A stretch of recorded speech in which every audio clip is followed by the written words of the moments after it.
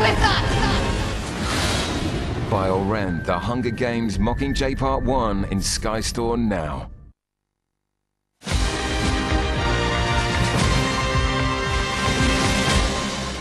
Now, the Chancellor claimed in his budget that Yorkshire had created more jobs than the whole of France in the past year. Well, let's put that claim to the test and see what else might have appealed to voters in Yorkshire. Samantha Simmons is in Bradford. So how is it going down there, Samantha? Yeah, Dermot, I have to say, quite a few raised eyebrows when the Chancellor made that assertion. He said this had been a truly national recovery and, in fact, growth had been greater in the north than the south. People here, though, say they are still struggling, certainly many stallholders that we've spoken to. We're at the Oslet Shopping Centre. It's right in the heart of Bradford. We're going to bring in Yvonne Goodwin now. She's a personal finance advisor, and she's going to give us some advice, aren't you? Good afternoon to you. So tell us, what stood out for you from what you heard the Chancellor say today? Right. I think the big thing that stood out for me in today's budget was about annuities. Annuities are something that you buy with your pension fund when you stop working, and it can generally be regarded as an insurance policy against living too long. And there's a consultation launched today into people being able to sell that annuity. So this is going to affect millions of people, isn't it, who can cash them in, spend all that cash on fast cars, on holidays, and then what, potentially be left with nothing, an empty pension pot, when they've got possibly 10 or 15 years to live. But he did say that he would consult on the idea that people should be able to get advice. Now, it's important that that's proper regulated advice so that people don't get taken advantage of. OK, so that's what stood out for you. I want to bring you over here and bring in a couple of stall holders, the owner of this butcher who's busy working away here. Rachel Taplin, hello. Good afternoon. Now, I want to introduce you to Yvonne here because she is going to be your very own personal financial advisor for the next couple of minutes and tell you how you can get the most out of today's budget. I'm going to swap you around this way so that you can have a chat together. So you've been running the stall family business for 23 years. I've been here 23 years. The business has been here since the Second World War. Right, so a long time. So tell us what are your concerns financially? Financially, the younger generation, I think, are more important than, because we've done our working career and we've got to where we are, but like my daughter, she works full time and out of her month's wage she gets £100 after she's paid childcare.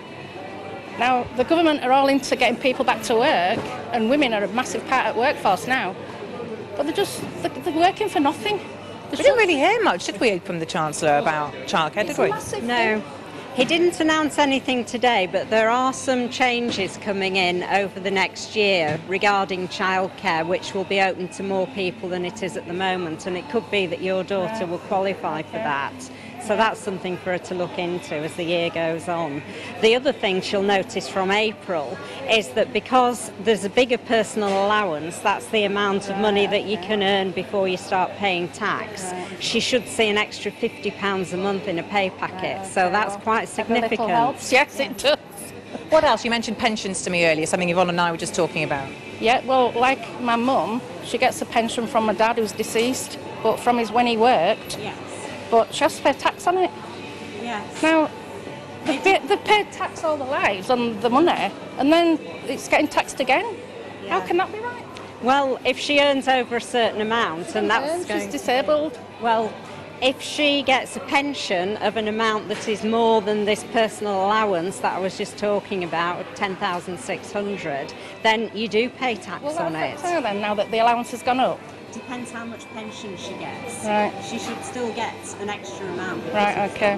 So she but might then again, she might not, because there used to be an extra allowance for pensioners, which is gradually disappearing. Okay, so right. It might just be the same for her. Fingers crossed. What about as a business owner? Anything that Rachel can get the benefit of? If you employ people under the age of 21, there's going to be no national insurance contributions on the employer's side, not on the personal side. So that's something to look at. That's a big help. Unless the higher earners, which is unlikely. Not in this market. I'll tell you what though, the past few years, because the money's been so short with everybody, we found an increase in our business because everybody's shopping around. Instead of going to the supermarket and chucking it all in the trolleys, they're going to pound stretchers and they're coming to the meat market, and because they need to make the money go further. And once they start coming, they keep coming back because it's cheaper and better quality. Have you found the last few years tough? Are things picking up for you? We've found the last couple of years good. Okay, well, that's a good sign. It's a good improvement for us. So the definition of a northern powerhouse right here in Osler Market then? It is, absolutely, yeah. Absolutely. Our business has taken off big time this past couple of years. Well, it's good to hear. Rachel, Yvonne, thanks very much for joining us. So a good news story, certainly, from this butcher's owner. We're going to be back with plenty more coming up after this short break.